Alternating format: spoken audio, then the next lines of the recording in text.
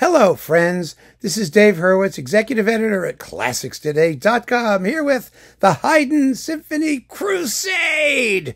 And we're up to Symphony number 53, subtitled L'Imperiale in D major.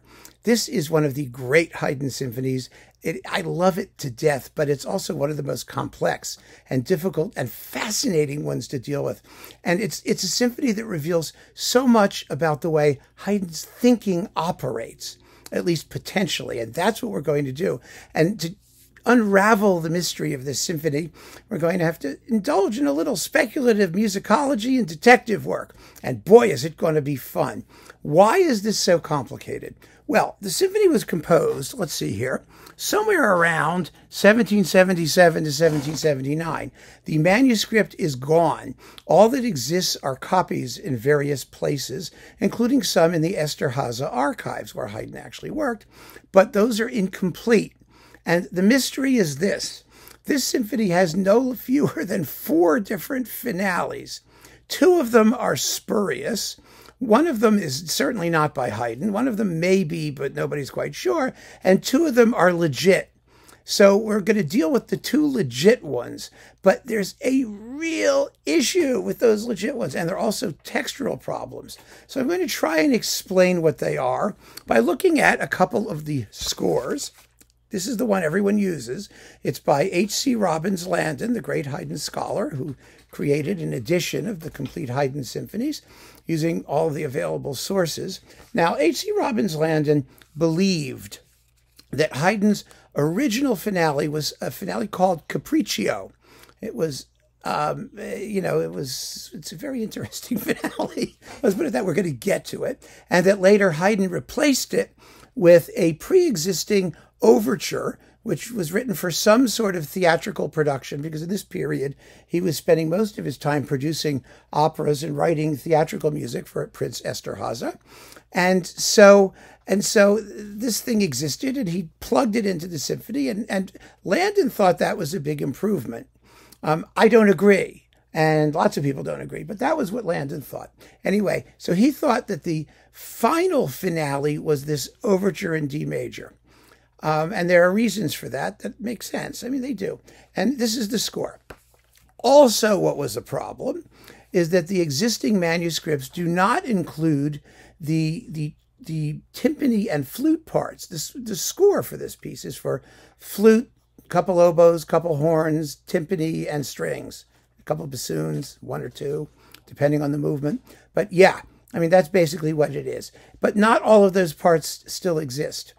And this is problematic. So Landon found perfectly good timpani parts in other versions of the symphony dating from around the same time or coming from reasonably accurate sources, and he used them to complete the parts as we know it. And this is what everybody plays. And it was a very sensible bit of thoughtful musicology, the only controversial aspect of which was the question of which finale is the one that Haydn ultimately selected to go with the symphony, because the sources don't agree. So there you go. That's L'Imperiale. However, all of this got mucked up hugely when the Haydn, whatever it's called, the Haydn Gesellschaft thing, whatever they call it in German, the complete edition, decided to have a go at this thing, and they decided, and there's no evidence for any of this really, it's all speculative, that the Capriccio finale is actually the replacement finale of the overture. I agree with that, by the way. I think that makes sense, and I'll tell you why it makes sense. But having resolved that somewhat, we also discover that the slow introduction may have been a later edition, because it was, these things were all detachable in those days, and they may have been written in different paper, or stored in a different place, or put in different parts, or who knows. So there was a slow introduction, which Landon doesn't have any issue with, but which this one does. But what they did that was so stupid you could scream is that because the flute and timpani parts only exist for the first movement, they just left them out of all the others, the finales particularly. Now, there is no way in hell that Haydn wrote a symphony that begins with the first movement scored for drums and flute or anything, and he did not use those instruments in the finale. It just doesn't happen. It never happens. Practically never happens. I mean, it's inconceivable. It's an aesthetic non thing. So the result is that this text edition, which faithfully reflects the existing manuscripts, is worthless as a practical performance edition. It really is, if you want to have any sense of what Haydn is likely to have wanted or have done. And there are plenty of other manuscripts that were circulating in Haydn's day, because this was an enormously popular symphony, particularly in the UK. It got published, it got printed, it got copied. It's a zillion sources. So you have to choose the best one to make a sensible performance edition, which these people have not done. So the hell with them.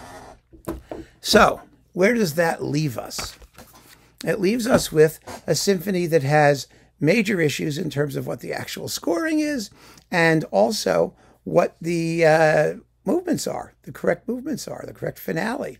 Now, it's ironic that some of the most popular pieces cause the most textual problems, because back in those days when there wasn't any kind of uniform critical edition, publishing, proofreading care, let's put it that way, taken with these things, people did what they wanted. I mean, one of the finales for this symphony was not by Haydn. The publisher in France, in Paris, just stuck something in there. I mean, people did it all the time. They really did. And so there we have many, many choices. But I'm going to try and discuss this symphony in a way that reveals all.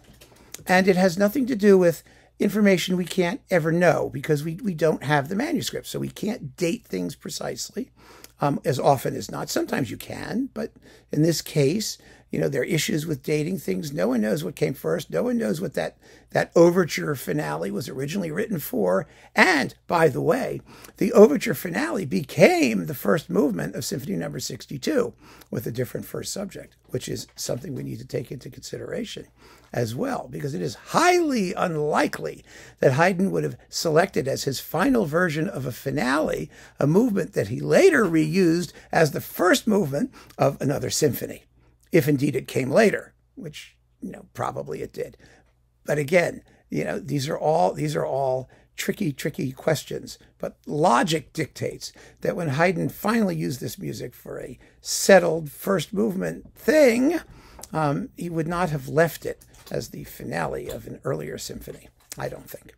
Anyway, so that's one thing to take into consideration. That's one argument in favor for the Capriccio finale as the true finale of the work.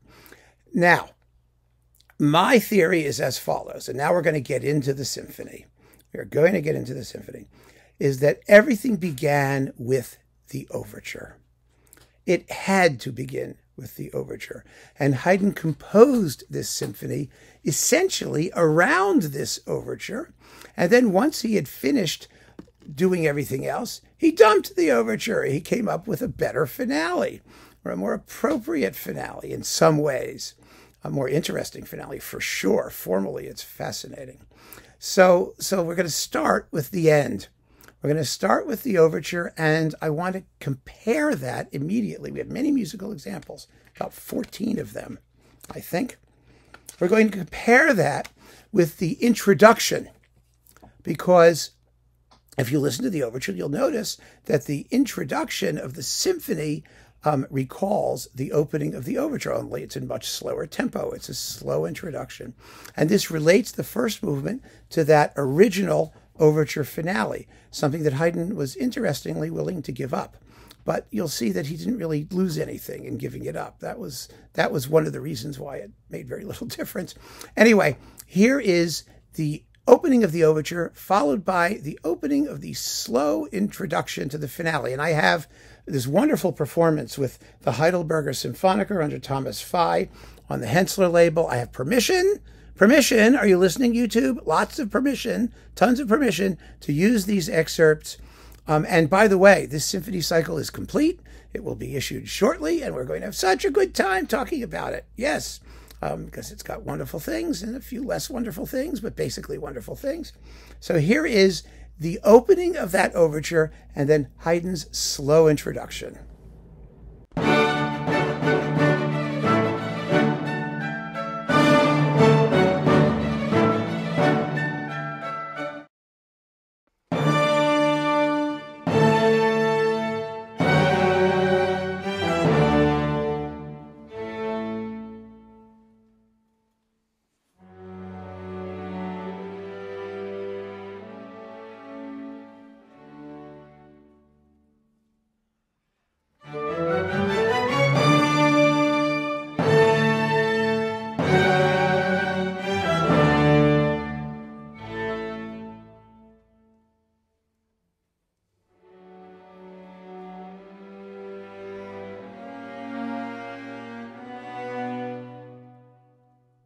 And that's the magic, learning how these odds and ends became this incredibly cohesive work of genius.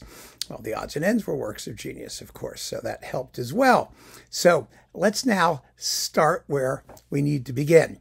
To understand this symphony, you need to know basically one fact, and that fact is this. All of the themes fall into two basic categories. And as always with Haydn, these categories are the simplest basic musical concepts. All of the tunes in the first movement and finale, both of them, occur on a downbeat, beginning with a long note. What does that mean? It means they begin on the first beat of a bar, the accented beat, and they have a long note. Da da da da da da, like that, or da da da da da. It's something like that. You'd have a long note right where the accent falls.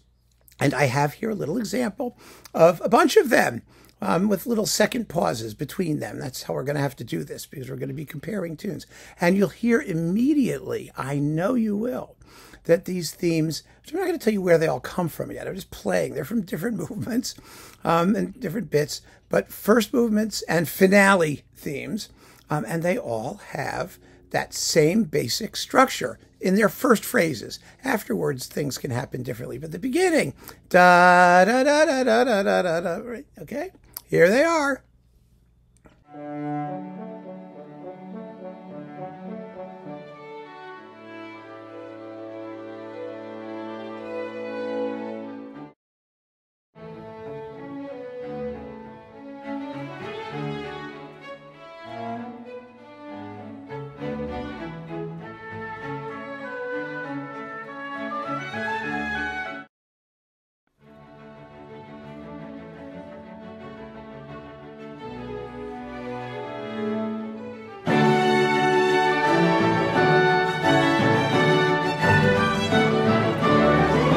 Easy, right? I mean, every time you hear one of these ideas, dum, bum, bum, bum, bum, dum, da, da, da, dum, or dum, dum, dum, dum, dum, like that. It's always a long note on a downbeat, and then the tune does something else. But because of that simple fact, that elegant, basic fact, they sound related. And they are related. They're related harmonically as well, which we'll get to in a moment. But for the time being, that's one thematic type. Beginning on a downbeat with a long note, and then in the first phrase, 4 or 5 notes afterwards. That's all you need to know. Next, there are themes that begin on an upbeat, which means before the downbeat. Our national anthem, the Star-Spangled Banner, begins on an upbeat. Da, da, da, da, da, da. So, right? That da, da, that little da, da, before you get da, da, da, da. That's an upbeat. It's a little tag-like introduction, but the first hard accent is on the downbeat. Well, that's what happens in the inner movements, the second movement and the minuet. In this case, it's a minuet. So I'm going to play those two movements, those two themes, the beginnings of them, just the beginnings of them, so you get the sense. I mean, the slow movement is da-da-dum, bum, bum, bum, ba-dum. And the minuet, dun, dun, dun, dun, dun. Well, they're similar tunes you'll hear. But anyway, here they are.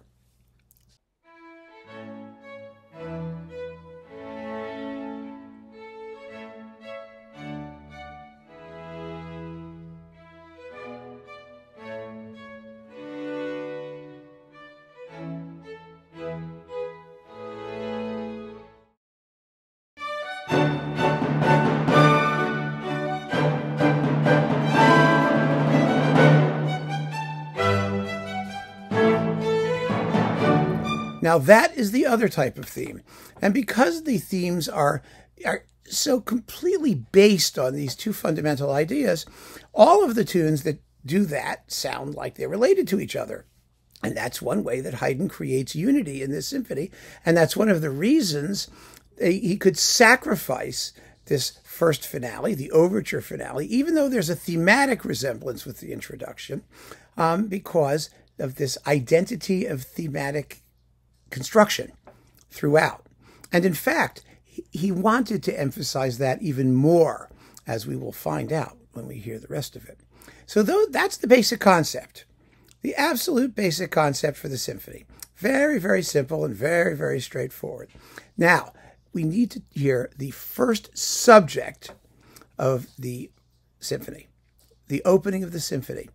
I don't believe, personally, that Haydn wrote the introduction later or considered it as an add-on, because I can't imagine a symphony beginning the way this symphony begins without something coming before to introduce it. I mean, the opening of the symphony is a horn solo, first of all, which is very unusual, and it's quiet, and the theme itself is nothing but an arpeggio. Da da da da da da da da da da da. That's all it is. And to start like, when have you ever heard a symphony that would begin like that without something at the beginning? That arpeggio, by the way, is quite similar to the introduction's downward arpeggio. This one goes up, da da da da da. Well, the other one goes down, da da da da da dum bum. But it's, you do it the other way, you have the opening theme of the symphony. So this tells us something else, which is that not only do we have themes that all begin on downbeats in the first movement and the finale, but these themes are all based on very simple arpeggio formulas, triadic formulas. And that's true not only of the first movement and finale, but of all the themes in the symphony, which you'll notice as we play them. So let's listen to the first theme. Here it is.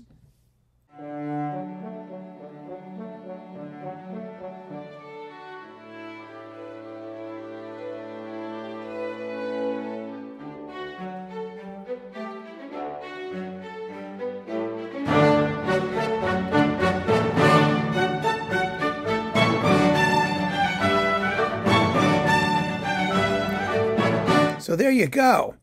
Da, da, da, da, da, da, da, da, da. It's amazing what Haydn does with that. It's absolutely insane what Haydn does with that. The other thing that's very interesting, actually, is that this arpeggio theme is somewhat based on that overture finale after the opening. Da da da da da da da da da da da da da da da da da. It does the same thing. In fact, here it is. Here's the opening of the overture finale with the actual first subject that you can hear is quite similar to that horn thing bouncing up and down.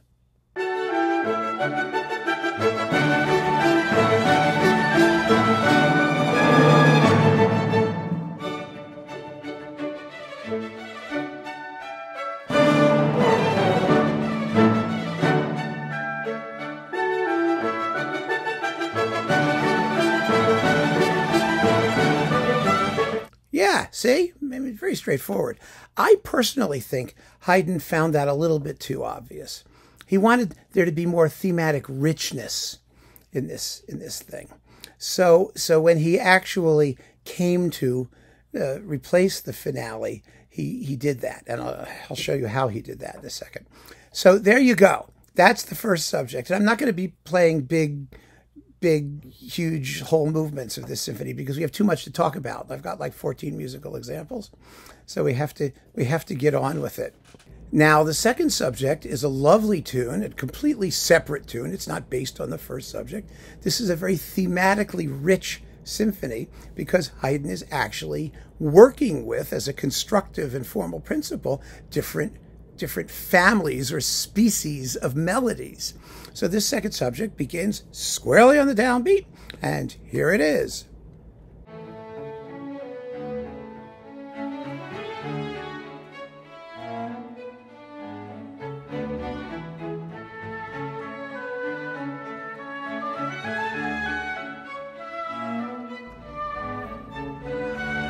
You see? Da da da dum, ya da da da da da da da.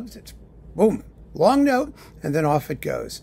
And it's also it has a very arpeggio triadic feel, do do do do, which is similar to do do do do do do do do do. I mean, you can hear these similarities because the harmonic basis is so simple for all of these things. So even though the melodies have their own personalities, their own individuality, they also feel like they're part of this nice, warm, snuggly family.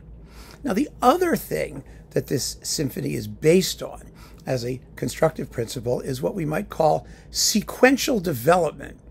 Now, that sounds very complicated, doesn't it? But it isn't.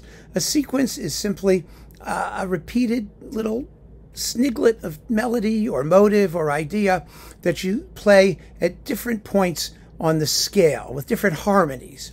And what sequences allow you to do is use up time, obviously, and modulate through different keys, because you're always starting on a different note. But it's the same thing. It's just on a different note. It's like if I go da da dum da da dum da da dum do do do. That's a sequence, and that's what everyone uses them. They're used very, very frequently, but not always as a constructive principle, as Haydn uses them here. Where he found this sequence was in the finale, the overture finale. Now, most overtures, because they're overtures, don't have very long or extensive development sections. They tend not, like the overture to the Marriage of Figaro, it has like none. There's just a little connecting link. Beethoven's theatrical overtures generally have very short development sections because you don't want to like get too involved. You've got a whole like show to come later. So this did have a brief development section. But that brief development section is really quite lovely, and it's very sequential, and you'll hear it. It's just the same thing repeated over and over again with mysterious harmonies leading to the recapitulation. So I want to play that for you from the finale now. We're going from the finale. We're starting there. So you get a sense of what this sounds like, what Haydn's doing. And the whole point is that of his sequential developments is that they create harmonic mystery. And he needs that mystery. He needs that mystery because all these tunes belong to the same family and they sound very similar to each other. And because they're so similar to each other, he wants to create as much contrast and emotional expression as possible. And one way to do that is to cloud up the harmony, to create this element of mystery. Here then is the sequential development of the original overture finale, or what I call the original overture finale. Here it is.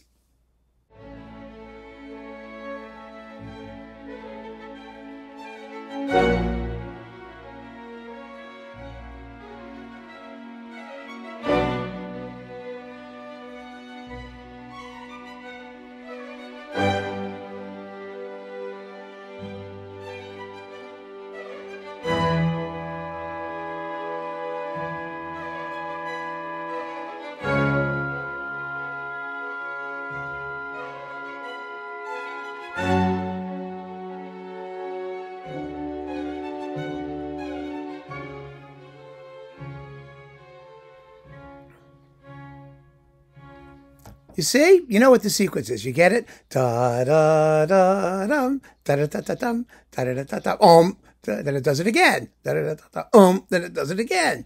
That's the sequence. And so having done that sequency thing, Haydn said, what can I do to make this more interesting? Well, the first movement development section consists of two huge sequences, really based only on this da da da da da da da da da da da, the opening theme, that simple chordal theme, and it comes in two big waves, separated by a minor key version of the second subject.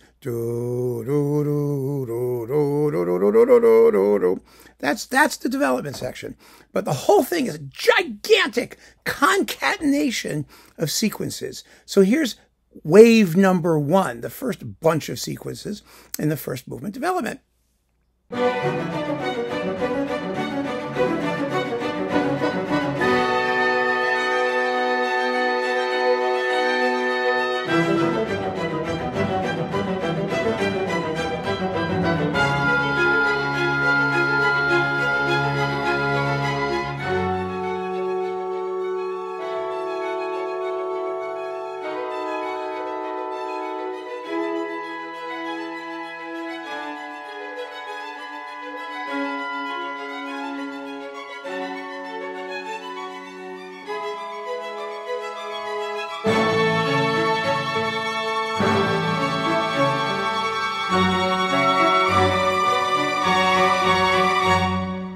See? There you go. It's the whole, like, sequential thing. Then there's this interlude with the second subject. Then it goes and does the whole thing again with more sequences, really at length. I mean, it's really an extraordinarily fascinating sequential development.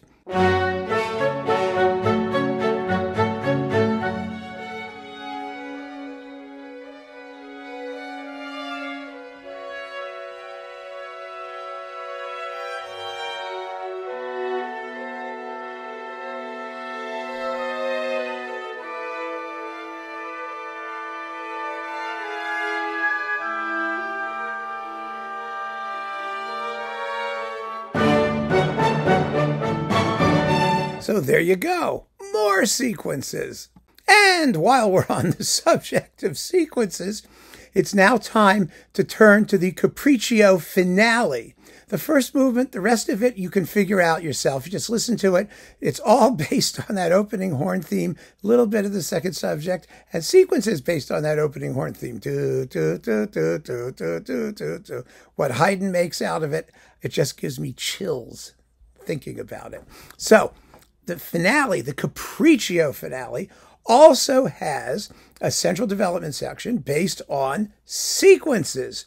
And those sequences are really kind of fascinating. I'm going to play them first, and then we'll get a sense of what they are. So here is the sequence part of the Capriccio finale.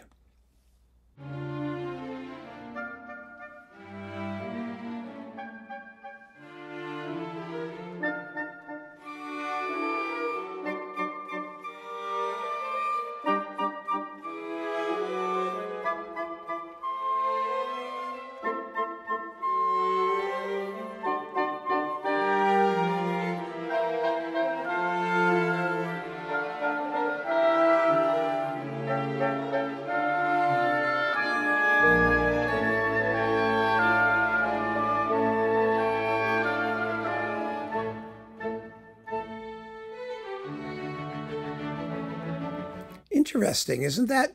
Do, do, do, do, do. Do, do, do, do, do. Now you'll notice that sequence is also based on the first melodic type, right? Long downbeat note. Do, do, do, do, do. Haydn couldn't make it clearer that this melodic family is so important. Now, the Capriccio finale, we need to talk about that now. Here is the super duper cool thing about the Capriccio finale, and the other reason why we know, or we can really speculate pretty solidly, that this is the second finale, the replacement finale for this symphony.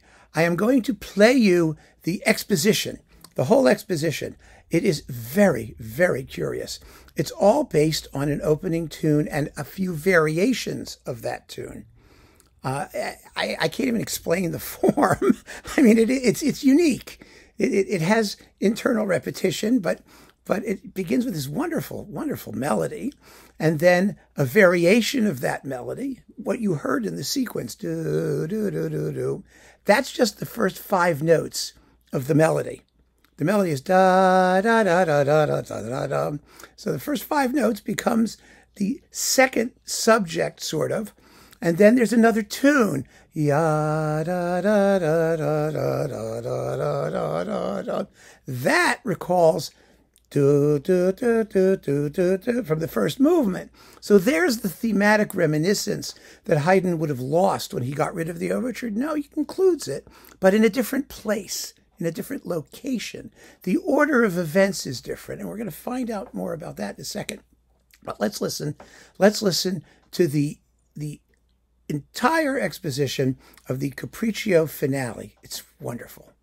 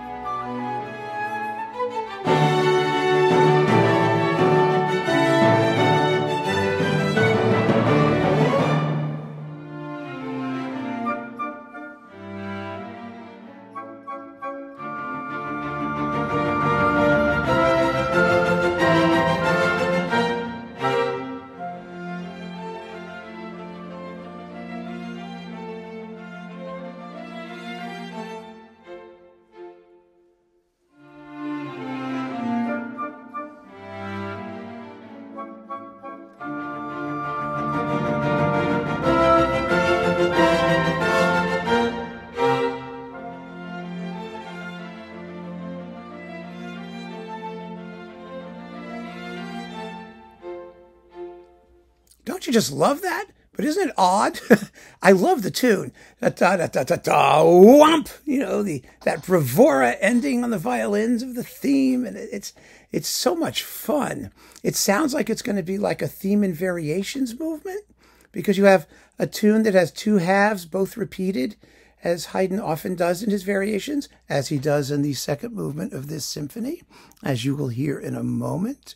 Yes, there's that variation concept that he picks up, but the tunes are all da, da, da, da, you know, the first variety of melody, and everything in this exposition is based on that opening. It's really quite nifty. And once you know that opening, you know the whole rest of the movement. Then there's that big sequential development, then it repeats, then it's over. It's very straightforward. But the character and complexion of these ideas is very curious. Haydn's like showing us just what an interesting family these bunches of themes are, because he can get so much personality out of them using just the same simple idea. So that's the opening of the Capriccio finale. But this is the cool bit. Here's the really, really, really cool bit. What makes this so amazing is that the opening tune from this Capriccio finale is the second subject of the overture finale. And that's how we know the Capriccio came second, because Haydn wrote this overture finale, and it had a very pretty second subject. And he used that same idea as the beginning of the Capriccio finale, because that's what he wanted to emphasize, the melodic character of that family of themes. He's working with families of themes. And so here is a comparison with a second little pause between them of the overture second subject and the opening of the Capriccio finale. And you'll hear it's the same thing.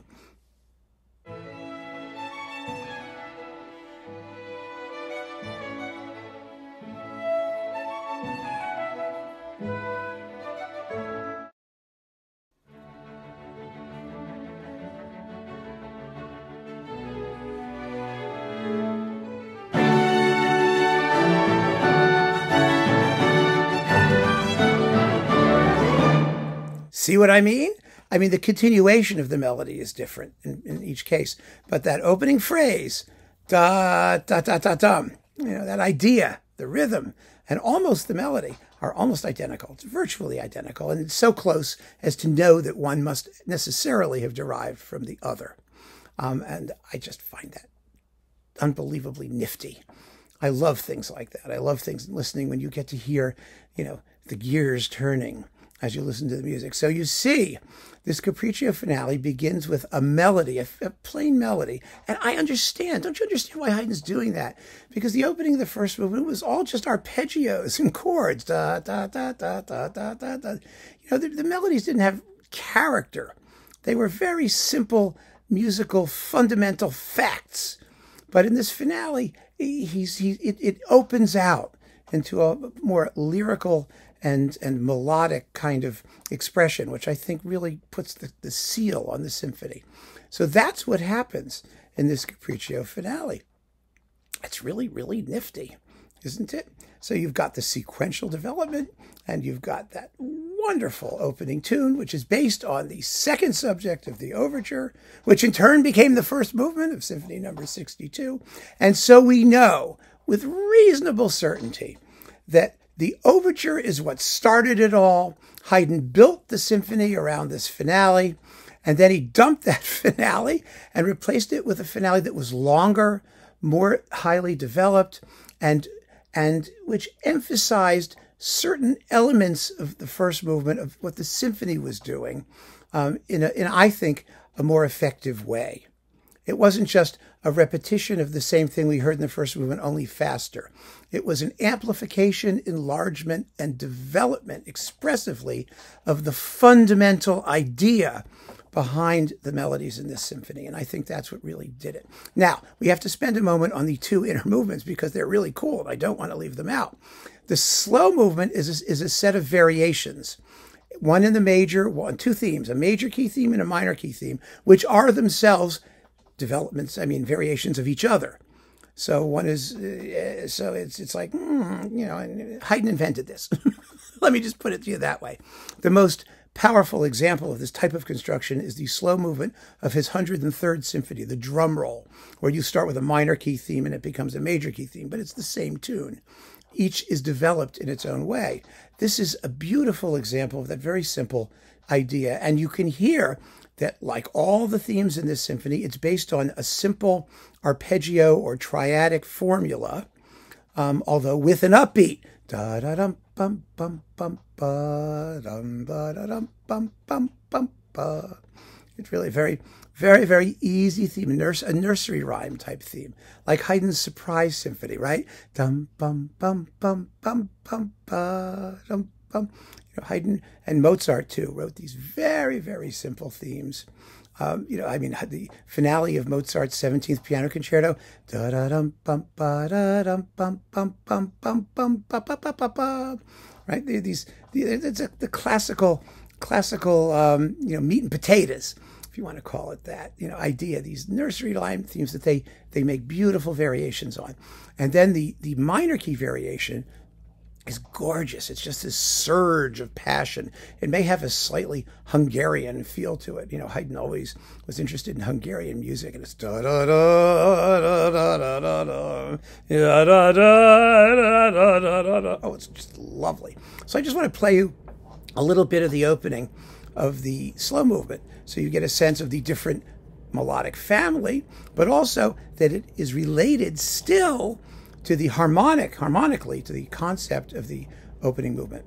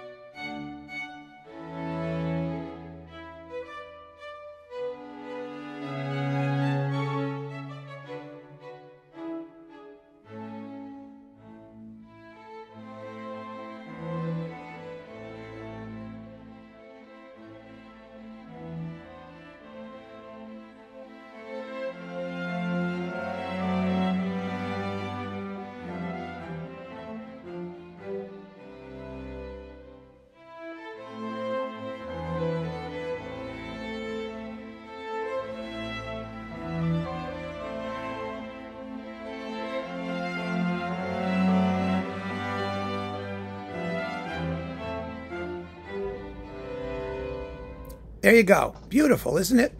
And it's perfectly straightforward. Each tune comes back a couple of times, slightly varied, and then it just ends. It ends at the end. There's no coda. There's no nothing. It's very simple. Now, the minuet is fascinating. The minuet is based on the same tune as the slow movement, it begins on an upbeat. It's an arpeggio theme. The similarity is really quite obvious. But here's the cool thing about the minuet. At the end of the first section of the minuet, Haydn brings in the sequence. Now, these minuets, they're simple. They don't have big development sections and things like that. But there's still room for a little. And where there's room, Haydn tucks it in there. A beautiful, in this case, extended sequential harmonic mystery. Harmonic cloud, something that will remind us of the first movement and which also foreshadows what's going to happen in the Capriccio finale. So, although you may think that by getting rid of the overture finale, Haydn jettisoned some thematic identity between the first movement and the last, which he did, he tightened up the whole symphony by emphasizing the sequence and harmonic mystery of the development sections, and also the triadic nature of the themes between movements. It's all still very well integrated, and even more so. So here's the basic minuet with that wonderful harmonic cloud at the end.